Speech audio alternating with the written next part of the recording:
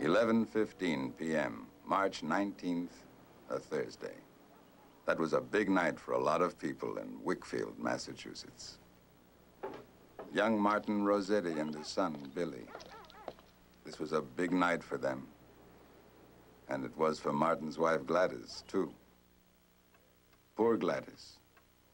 In a way, I guess this was also a big night for all the fellas who used to like to look at her legs when she walked around town. From tonight on, nobody was going to get a chance to do that anymore. A shame. We don't have so many girls with good legs in Wickfield that we can afford to lose a pair like hers.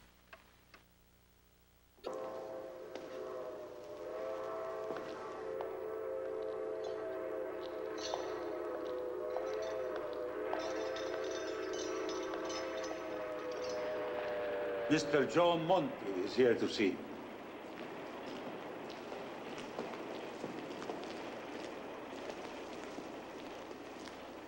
Martin? Your mother asked me to see you. May we come into your parlor? I'm sorry, Mr. Molly, but I don't want a lawyer. You don't want a lawyer, I don't want a client. But here we are. Charlie can't let me in unless you give permission. I gotta get some sleep. This is Mr. Sackheim. I brought him because by the time your case comes to trial, I'll have gone. I'm going to Bermuda. If I was the kind of man that went to Bermuda in the winter, maybe I'd want to live too. Martin, the officer on duty downstairs, he was telling me about your confession. You kicked your wife to death, and then you covered her with her coat. Why'd you do that? I don't know. Tell me about that one thing and I'll go home. I suppose you think she was just a pretty girl, or a fairly pretty girl. But to me, when everything was still all right and before she started to drink, I loved her, and I'm sorry I had to kill her. You're not sorry you killed her, you're just sorry you had to kill her. Yes, sir. But why did you have to? I loved Gladys when she was sitting in front of her mirror brushing her hair, the way she was when we were first married. I never had a lot of experience with a lot of women. You know what I mean? Even when I did my time in Fort Dix in the service, I never had what you would call a lot of women. I couldn't just leave her lying there without anything over her. I see. All right, Martin, we'll go now. Good night. Good luck. Good night. Good luck on your trip. Thank you. Good luck on yours. You want some coffee, Martin? The desk sergeant downstairs has a pot going. No, I just want to get some sleep. You're going to be sleeping a couple of million years. Somewhere out there is Holy Cross Cemetery. That's where us good Catholics end up, moldering in our graves. I don't worry about moldering in the grave. I'm looking forward to it. You think out of 10 billion women in this world, there isn't another woman for you? The penalty for premeditated murder is electrocution.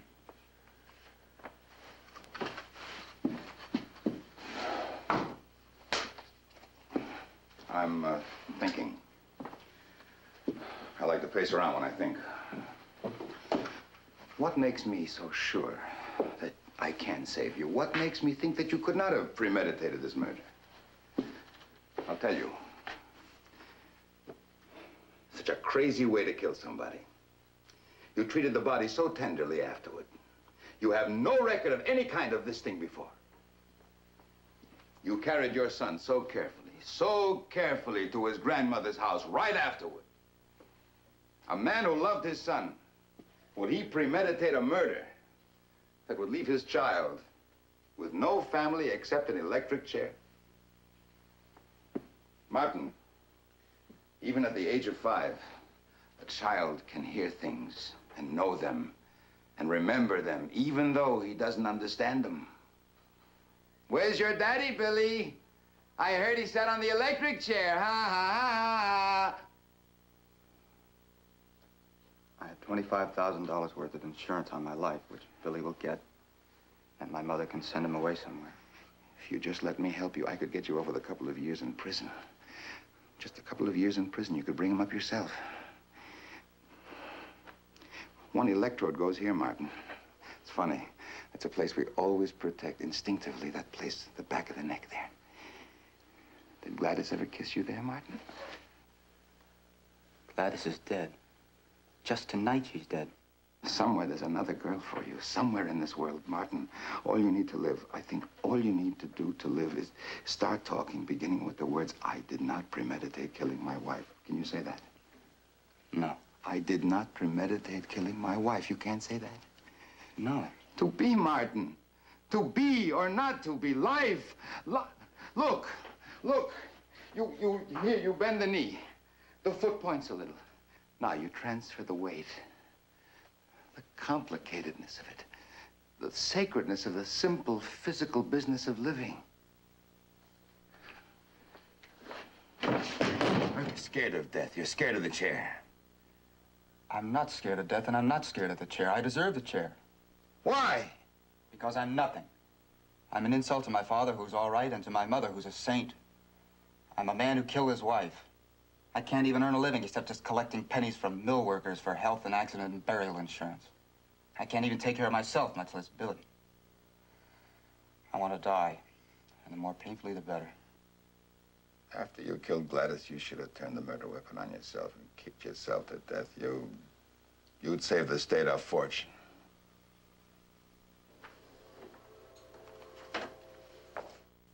And yet, in my memory, the girls that I remember, well, I liked them. I really liked all the girls of that sort that I knew. Everyone to his own taste. Those girls, Martin, it's a long, long time ago. All of them are married and have children. What kind of mothers do you think they made? How would I know? It's a funny thing, you know. I've been talking to myself about you all morning. About me, too. As much as I loved her, I used to yell at my wife, sometimes, my Virginia. Once Martin, I got so mad at her, I actually hit her. Well, I opened my fist at the last minute. It became more of a slap. But the impulse to hit her was there. Now, why did I never think of doing that to my mother? It would never even occur to me. To you either, I'll bet. Sure, that's right, sure. We hit our wives, we don't hit our mothers. What do you mean? What I mean is, maybe you killed Gladys because your mother taught you to hate women like Gladys.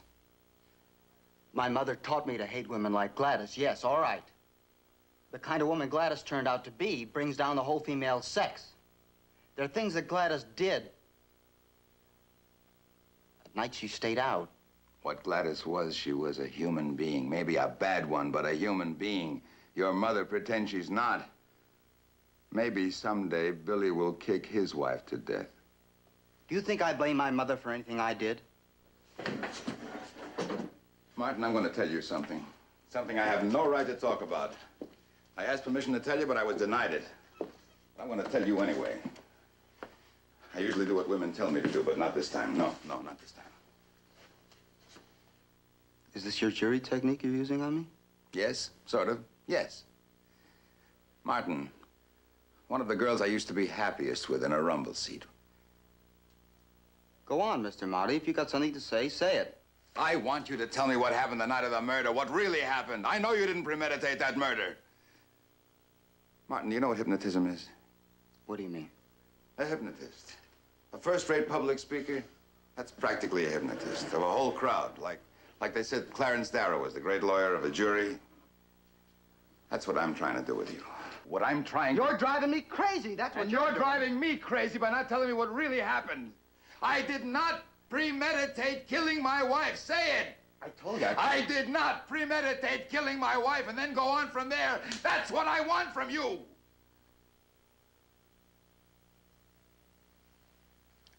All right. All right, Martin. Martin, the kind of love life I had when I was a young man, the kind that you never had. The girl that I remember most strongly today, The girl who was so pretty, so very, very pretty. This girl who was the most passionate girl I ever knew. Martin, the name of this girl, her name was... It's Lena. She came here from Europe when she was about... Shut up. You can ask her when she comes on Wednesday. You can check on me. Get out! Get out! She told me not to tell you, but I decided...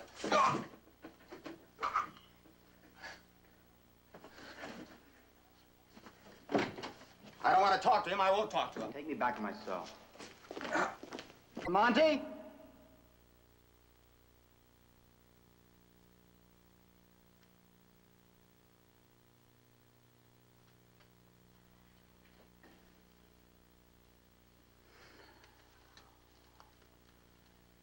I did not premeditate killing my wife. I did not premeditate killing my wife. I did not premeditate killing my wife! I did not premeditate killing my wife! I did not premeditate killing my wife! Charlie.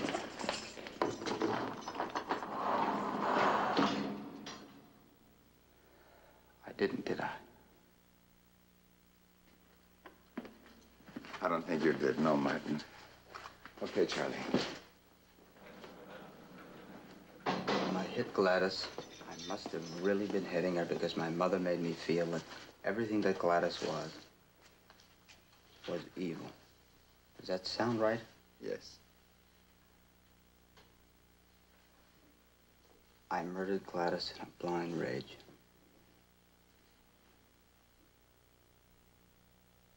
What did she do that was so terrible when you were young? Nothing terrible. But she thinks it's terrible. That's right.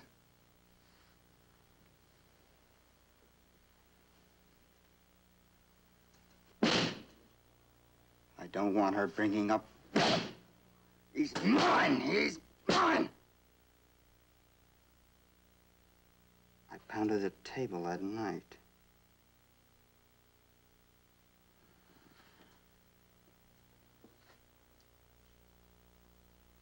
I sat there alone, waiting for her to come home. And every once in a while, I got so mad that I pounded on the table. I didn't premeditate killing her. I'd been just as mad at her before and not hit her. And I only hit her once, ever, and that was the night I killed her. She came home and she said, well, you look nice and cheerful.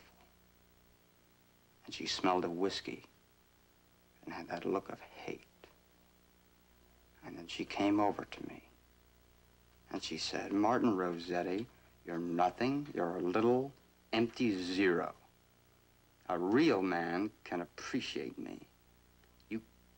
You've got a job a zero would do.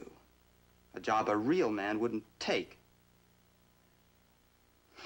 And then she went over to my desk where I'd piled all my coins, and she knocked a lot of them onto the floor.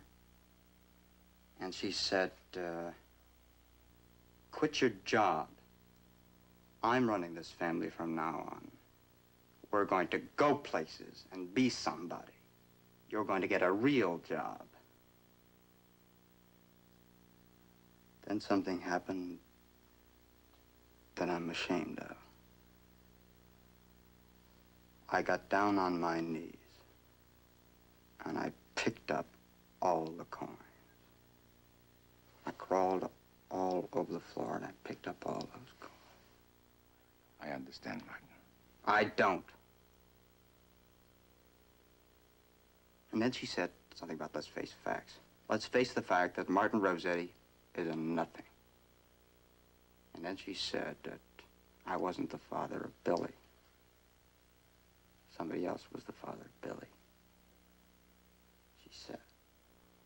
And then she went over and knocked off a lot of coins again. And I started to hit her. And I never stopped hitting her and kicking her until she was